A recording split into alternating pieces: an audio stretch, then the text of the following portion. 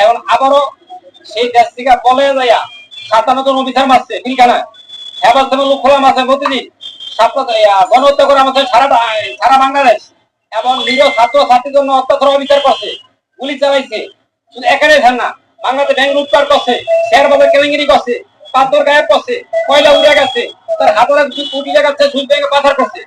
আমাদের ফাঁকিরিয়া, আমাদের 10 টাকার আলু খাবাইছে 70 টাকা করে, আমাদের 70 টাকার চিনি খাবাইছে 160 টাকা করে, আমাদের 30 টাকার পেট খাবাইছে 200 টাকা 350 টাকা করে। এভাবে সে রাজস্ব সমস্ত তার একটাই কোন উদ্দেশ্য, আমি চাই শুধু আমার প্রশাসন, আমি চাই আমার গতি। এখন তার প্রশাসন গেছে কোথায়, তার গতি গেছে কোথায়?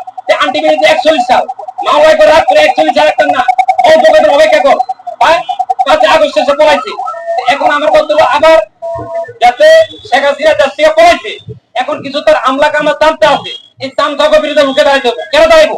সাধারণ জনগণ দাঁড়াইবে, জামাত ইসলাম দাঁড়াইবো, বিএনপি দাঁড়াবে, হ্যাঁ, এবং বিএনপি জামাত শিবির এমনকি অন্য সংগঠন লোক আছে, সবাই প্রতিটা মোড়ে মোড়ে প্রতিটা রাস্তা রাস্তায় গলিতে গলিতে তারপরে চেক দিবে, তারা গাড়িতে নামবে, তাতে আইনের